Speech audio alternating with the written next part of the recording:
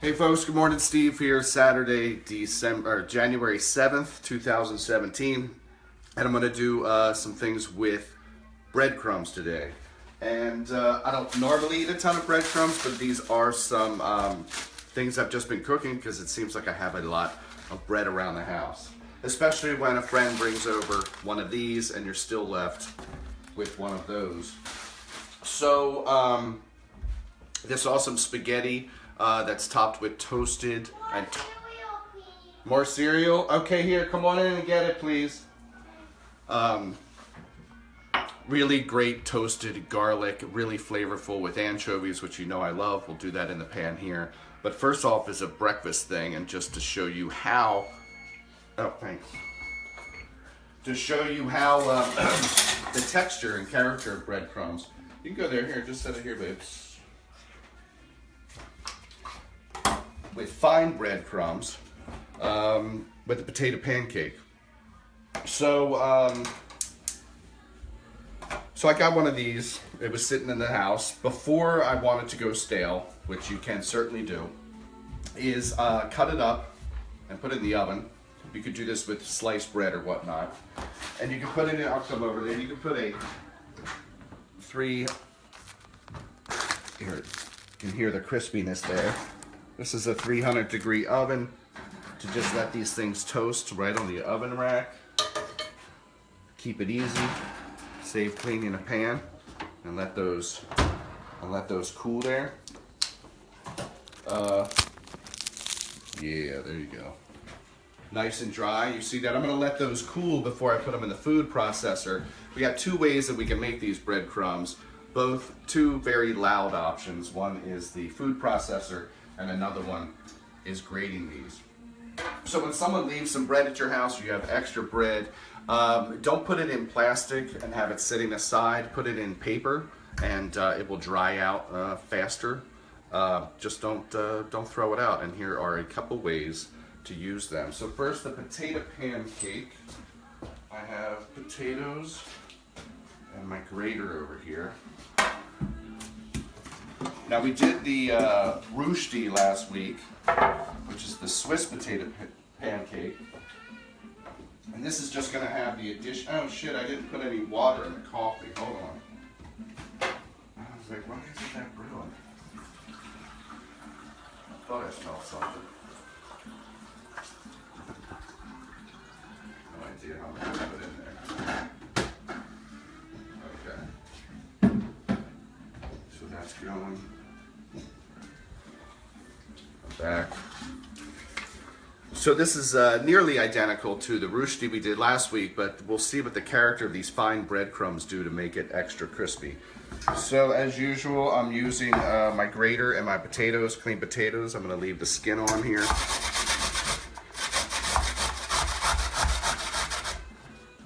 I'm just going to make a mess.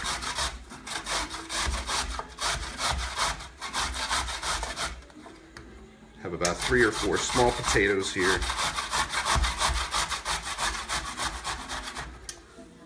One more.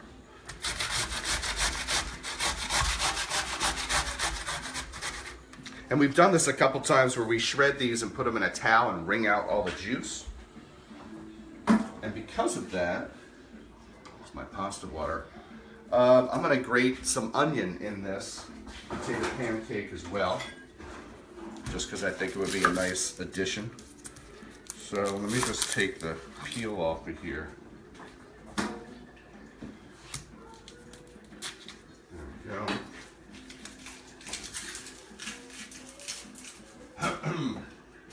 Just going to grate some of this onion right into it, not much. Give it about a tablespoon there. Clean our grater.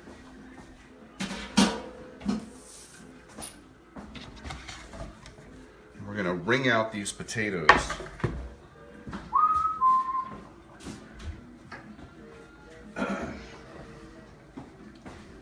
When I do this, I actually prefer something that's a little thinner, like a napkin. That way the juice, when you wring it out, actually falls into your sink, not just gets absorbed by the towel. So here's our potatoes and onion. roll these guys up as tight as I can. I'll just be a sec, you can stay there if you want. Try to squeeze out any potato juice.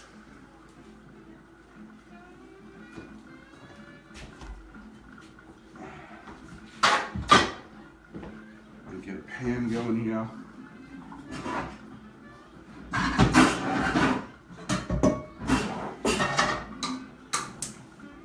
Pan over medium-high heat. These are some breadcrumbs I did a little earlier, and just to make sure I get the fine stuff for this particular recipe, I'm going to put them in a shaker here and get the really fine stuff, which just gets this finely textured crispiness when you cook these potatoes, because they're on the outside edge. They crisp up, which is nice. Let me see what I got here. Looks to be about a tablespoon or two. This is actually not breadcrumbs. This is stovetop stuffing that I just put in the food processor for a little bit. And I'm going to do chicken with these later. But I just wanted to show you how you can strain those to get the fine breadcrumbs. Later on, we'll just use the other size here. Hey, Cora, did you get your cereal?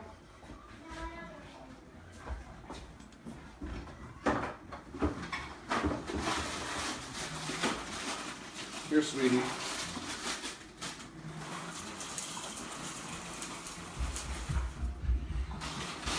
You need milk? More milk? Okay. Okay, I got my pan going. I'm going to use a little olive oil in here. And a little bit of oil in with these potatoes. I'm going to pre-toss them.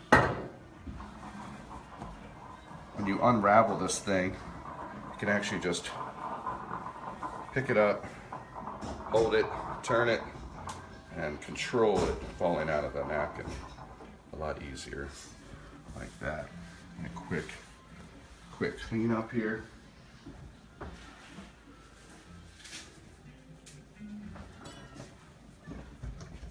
For a little bit of added color, I'm going to add a little chopped parsley. Rough chop it. I just don't care that much about it. I just want that nice color. Get that in there. Now the stovetop stuffing is also already very salty, so I don't want to throw in a ton of stuff. That was loud, but a little bit. And now I'm just going to use my hand to make sure I get these breadcrumbs, oil, parsley, all mixed in here. Potatoes were actually dry. I didn't squeeze too much out of them. There we go. And a nice color there. I'm going to slide these right into the hot pan.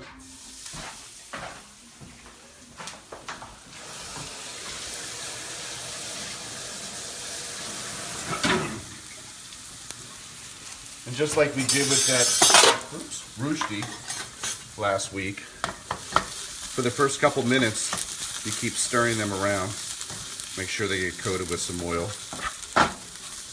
And we'll do a little pre-cook here before we start smashing it down into a flat potato pancake. I'm going to wait to add some extra oil, get it really crispy at the end. And while I'm here, I'm going to put some more pepper in here. Okay, cool. Now I have this pasta I want to cook. Hot stuff.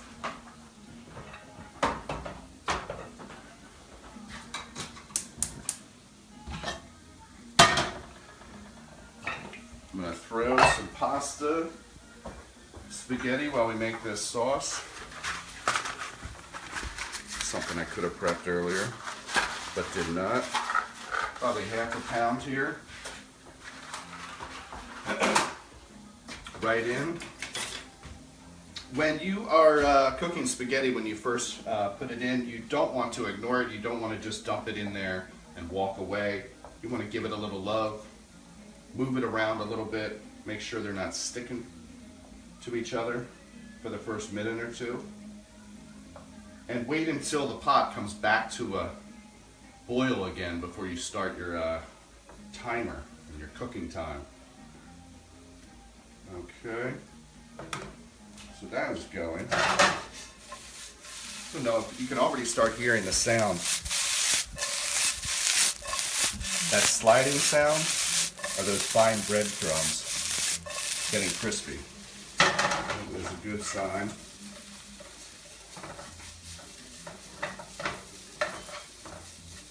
Now that they've had this little pre-cook, give it another minute here. Okay.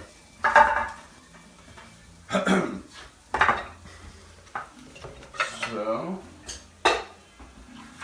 unorganized today.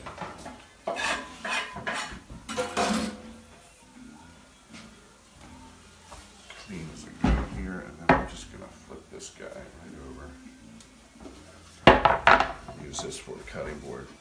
I have this on medium. So, you know, I've been cooking with anchovies a bunch in 2016.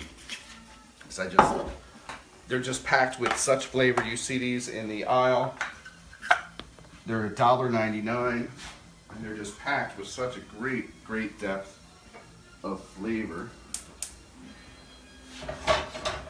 So this pasta comes together quickly, this sauce. We're gonna toast these breadcrumbs, and for these breadcrumbs, they're already toasted. You could start this recipe with fresh breadcrumbs, but I really like using the Panko in this because they're already very crispy. If you can see these things.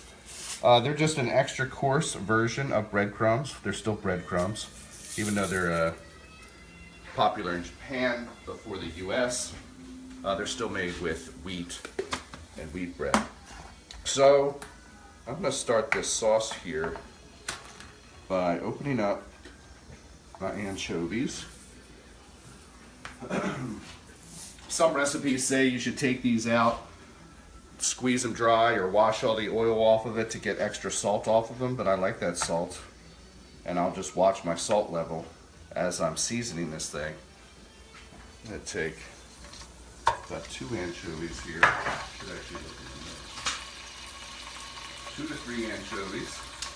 So about 1/3 cup of oil. Make sure I got about 1/3 cup. Okay, how long is spaghetti? 9 minutes, something like that. This is one of the great properties of anchovies, is they actually dissolve just with the help of a little smash into the pan here.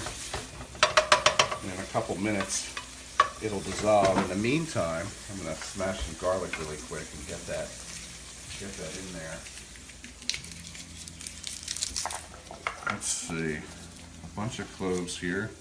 Let's do 4 or 5 big guys. And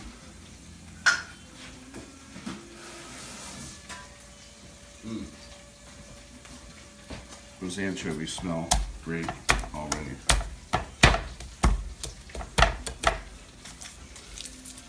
I don't care what this garlic looks like because it's all going to be tossed together with breadcrumbs. So I'm going to do a real rough chop. Get rid of this.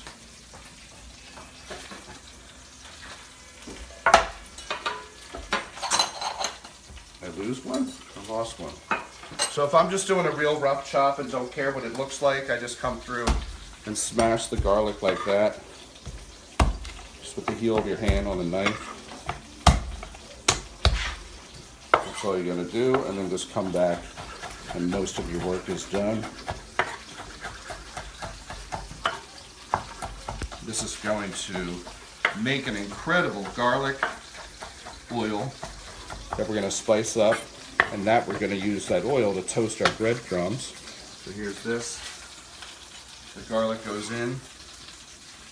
There's crushed red pepper flakes. You need juice.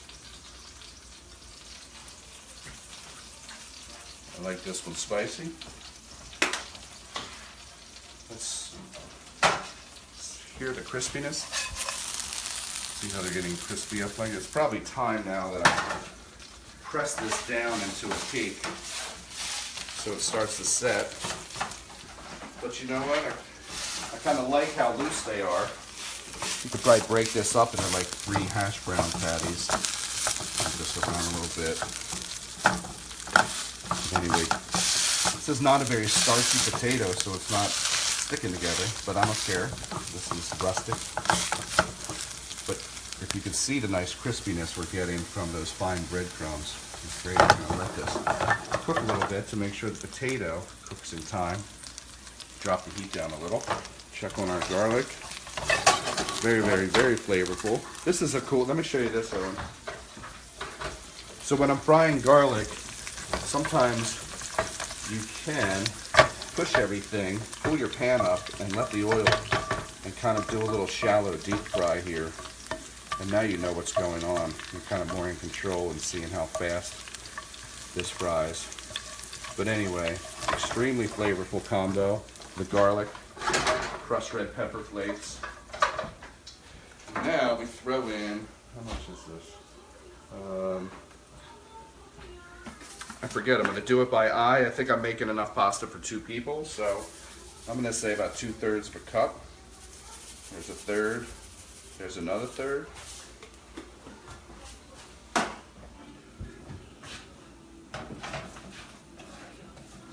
Now we're going to stir these so they're coated with this flavorful oil. This tossed with the pasta, a little bit of pasta boiling water, and some fresh parsley. And this is going to be one very easy, very inexpensive, flavorful dish here. I'm going to check on the...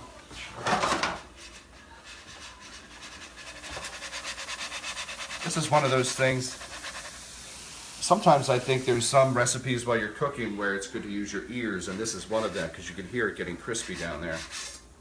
And we'll see if it gets crispy on the other side for us. While we're doing that, let's watch these crumbs to make sure the garlic doesn't burn. And while our pasta is still cooking, 6 more minutes. Hey, sweetie. The science kid? Yeah, let me see here. Oh, when you got a quote, I can run into the other room. What's that? Who's that? Is that a different show? Different DVD? You should get one more show out of this. Have you seen them all? They're all done? Oh, they are all done. Okay. What is that on PBS? Here, let's do Dora then. Dora. Okay. Cool.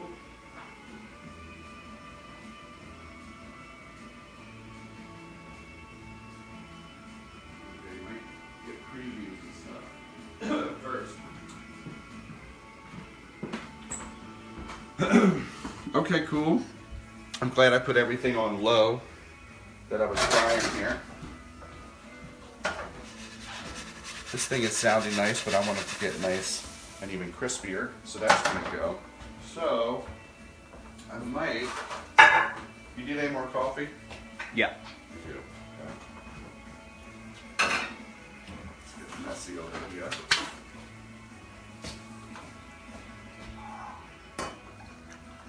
I need some water as well. I have some coffee.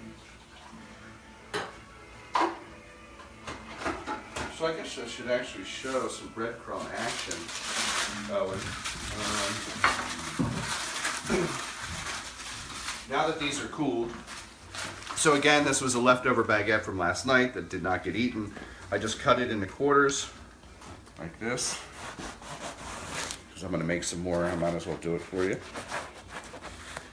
Just with a baguette, I thought this would be a lot easier, cutting it twice instead of cutting a bunch of slices of it. And just cut down the middle. Again, you could be rough with it, This isn't for presentation. Okay, open these guys up, and they go in a 350 or 300 oven for about 10 minutes. We'll probably catch this burning later while we're doing other stuff.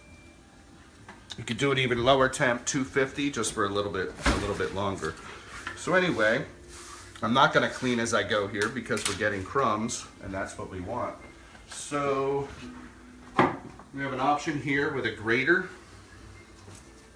You have the fine ones. Let's do an experiment here and see what the big grater does. Okay, that gives us a little bit of fine stuff and the coarse stuff. And then if we go to the small holes,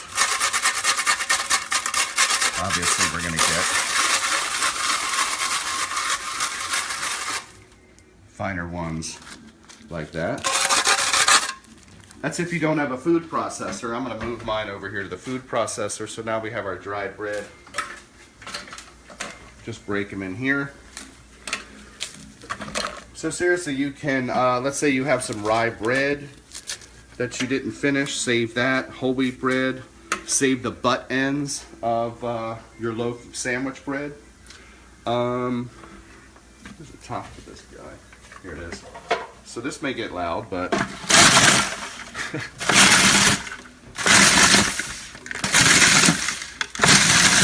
do a little pulp action here.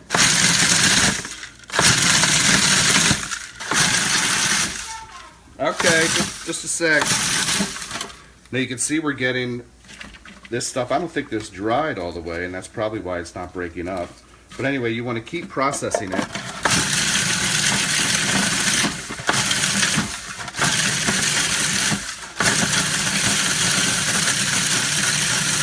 Okay. And just to show you, I like to keep them coarse, so then I can always break them down into finer breadcrumbs if I need to. But just to give you a sense of what we've got here, even though they haven't broken up entirely, it's kind of a mix of the fine and the very coarse. So, I'm just going to do this right on the cookie block here. Show you. I ignored my pasta. Okay.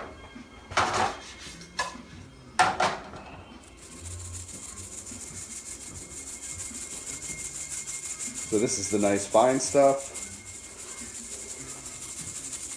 And I could. This stuff here, the coarse stuff, I could either continue to grind it until I get this, or just save it and I can grind it later. Just put it in a Ziploc bag. And now I have two different kinds here. So I'll push all this together. I'm going to be using this. That is for my pasta. Give me a second here. Ooh, I got an idea. Very important. When you're cooking your pasta water and cooking your pasta, you always want to save some of the pasta water. It's this high starch. Should be a little salty because you put salt in there. We're going to save some of this to stretch the sauce. We're not going to use all of that, but just make sure you save it because it can really add a nice depth of flavor to the final dish. Okay, I can turn both of those off.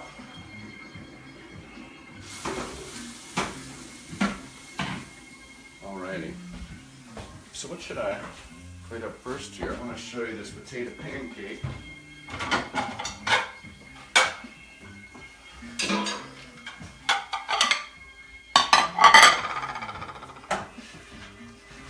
Here it is, you can hear it sliding again. Oh, and there's a little piece you can try there. I'll put that over there. Make sure I have that going.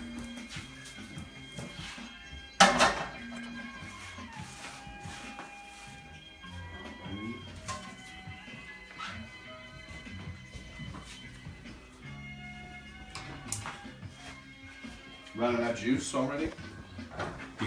Okay, so here's our breadcrumbs. Do you see now? It's important to stir these because they're browner on the bottom. So make sure you're giving it a flip and tossing these. I'm gonna let them toast just a little while longer. Make sure they're more of a dark golden brown than this. Very flavorful. It's a low heat. I want to again make sure I'm not burning that garlic. So next up, I want to show you is this stuff here. Stuffing mix for turkey, stovetop stuffing. You probably know it as. It's a great thing to have on hand because you can stretch a burger, stretch meatloaf if you need to. But I like using it sometimes as a bread coating, which we do over here. I'm going to come back over to the processor here. Stovetop stuffing mix. Again, that kind of looks like ours. It has fine breadcrumbs and the chunky ones, but it also has a lot of seasoning, onion and garlic in it. So, again, this will get loud.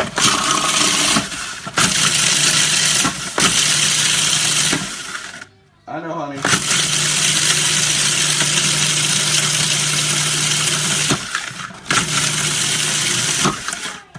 Okie doke. So that's getting a nice, I like that consistency. I'm gonna pour this into a pan. There. That bread. You know what I'm gonna do is I'm done with the oven. So I know I'm gonna forget about these. So I'm just gonna turn off the oven and then forget about them. I'm going to leave the oven ajar and they'll get really dry that way and I can deal with them later on today. These chicken cutlets I'm going to show you. I started doing these to do homemade chicken nuggets for my daughter. Actually, yeah, I will stay over here. I'm not cleaning as I go today. There's just some extra here.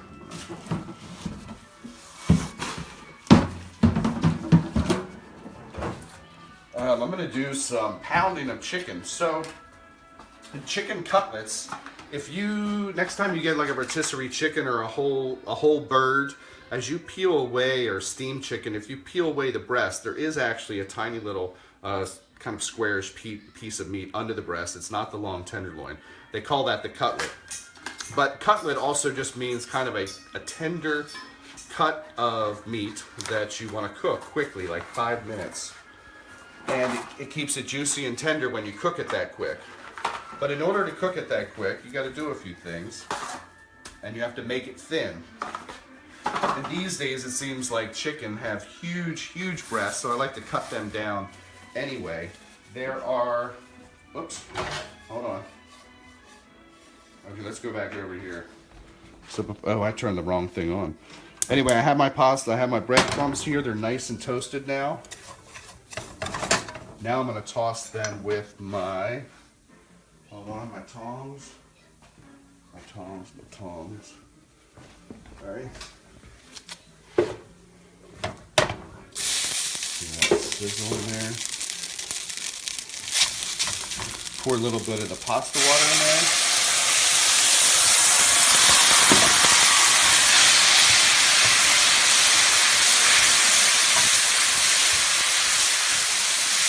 You can't hear? I know. I'm sorry, honey.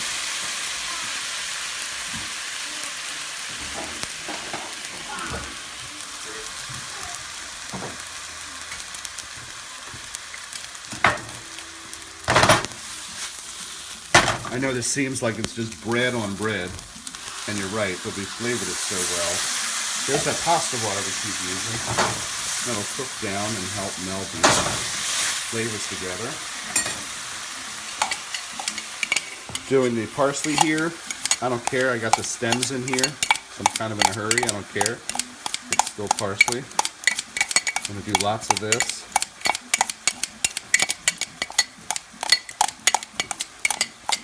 Actually, don't even throw cheese in here. You can have it as a topping, but you don't need it here.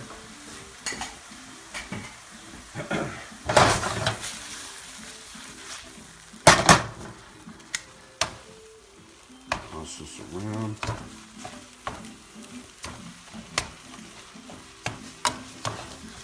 Turn the heat up, make sure these breadcrumbs are all sticky.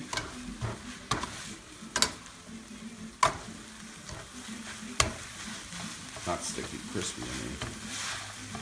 Okay, let's take this off here. I'm gonna plate this up. So we got our nice spice from our crushed red pepper flakes and our anchovy. And I could even reserve some of those breadcrumbs and put them right on top at the end. I've even seen some recipes that oops.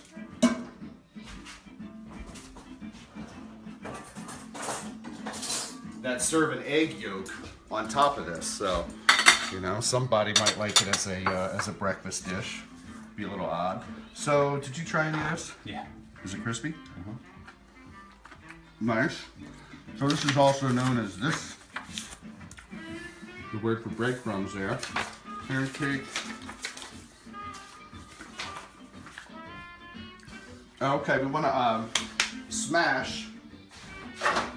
This is how quickly these chicken can come together. So if you have the stovetop stuffing, you have your breadcrumbs ready, and you have your chicken breast ready, there are two things you could do. I think pounding them is easiest, but I'm gonna show you this, if this is what you prefer. If you have these thick breasts, of how to cut them in half. Put them down on the thing, and you wanna cut parallel to the cutting board, and just use your hand to press it down so it's even, and you slice right through the half of it, and now you have these nice size breasts that will cook thin. And I'm gonna get this one even thinner by mashing it.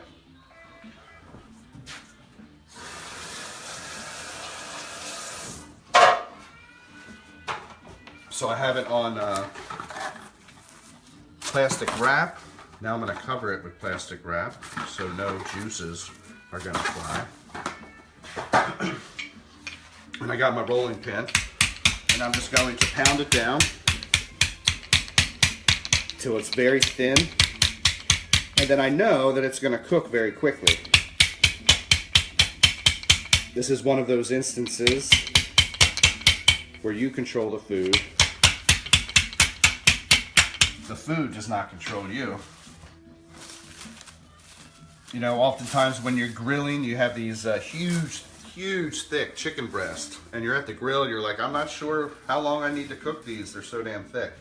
Well, just pound them down yourself to a thickness that you're comfortable cooking with. Yeah? It paused? Okay, hold on, I got chicken fingers. I can't come over yet. You don't have to slice it in half, but you can just pound the breast as they are out of the packaging. Of course, you want to wash them first. Use the rolling pin here to give it some even but forceful pounding here. It also helps tenderize it. I guess I'm going for about 1/4 of an inch.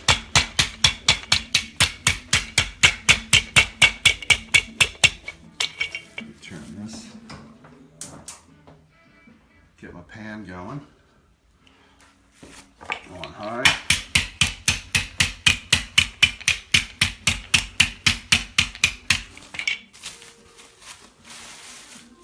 Now I got that thin guy, and I'm going to do one more just so they're all done. Because if I have extra, I might freeze them. Because you can heat these up in the toaster oven if they're already cooked. There you go.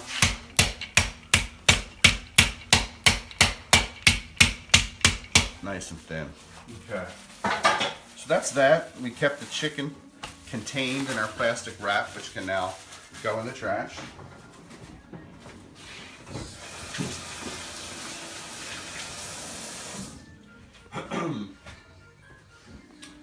I'm going to heat up some oil in the pan to get this ready while we're doing our chicken.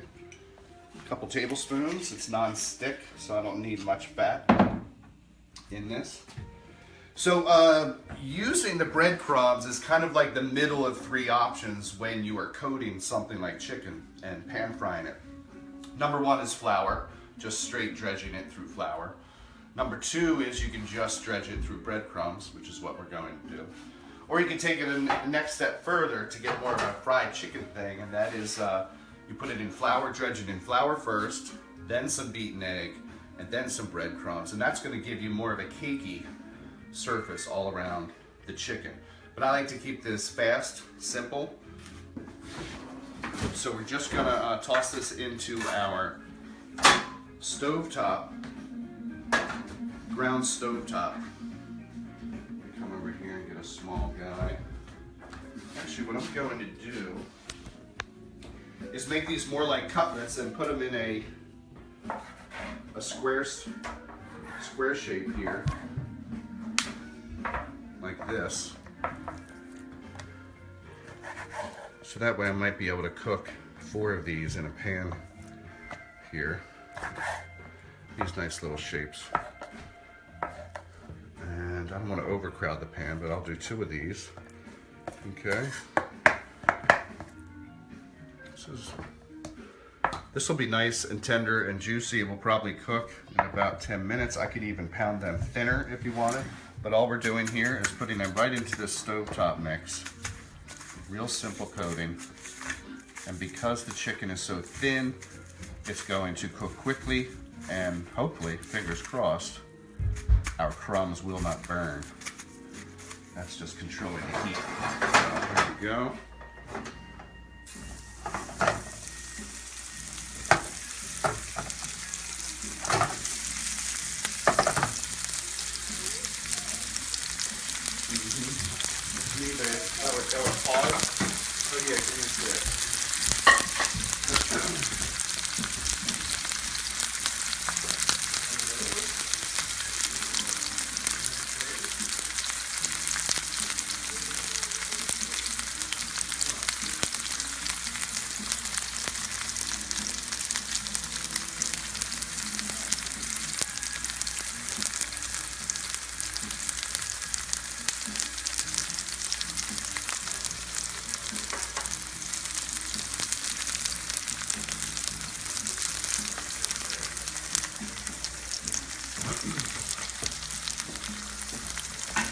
So what I can also do, Owen, is if I'm not cooking them all at once, if you know that the chicken is fresh and has not been frozen, you can prepare these and freeze them.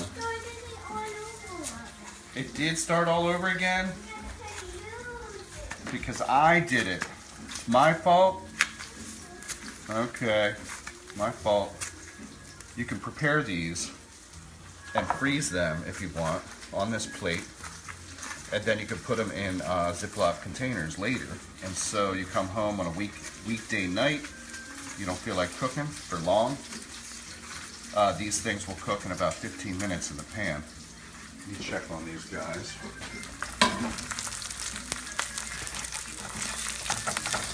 Ooh, nice. Get a nice crispness to that.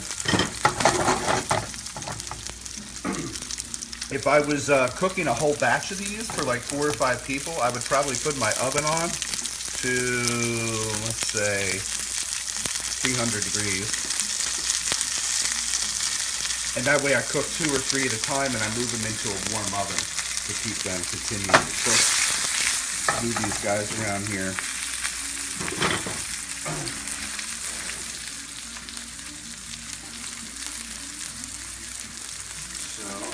Onto a plate, and I'll show you.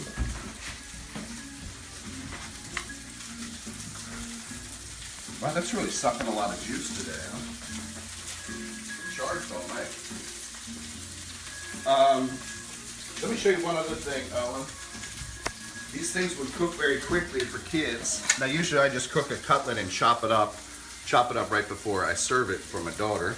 But you could take this one step further and make your own nuggets by taking the chicken and cutting it in to these square-sized nuggets and tossing them in there. And you can cook these things in the pan. You could also deep fry them if you want. Or you could do these little chicken strips by just cutting them simply into strips, all on your own, all by yourself. You didn't have to buy these in the frozen food section. And you can either cook them and then freeze them, or freeze them now and then cook them, or just cook them now and eat them. But yeah, what you need, honey? The DVD stuck? Yeah.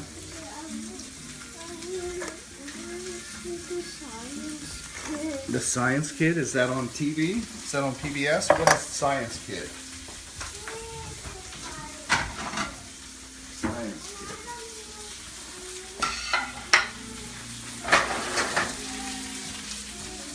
See how quickly these cook. And I think that's it, Ellen. I'm going to plate this up, and that is it. Messy kitchen today.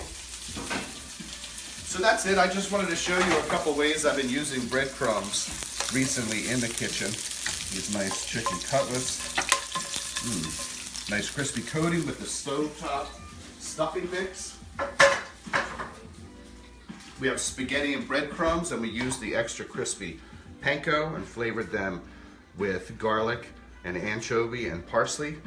And a crisp potato cake that used fine breadcrumbs to give it an extra fine, crispy texture. So that's it. Give me a little time. I'll put these up online. Thanks for joining and watching. Send me any questions you want, and I will hopefully see you next week.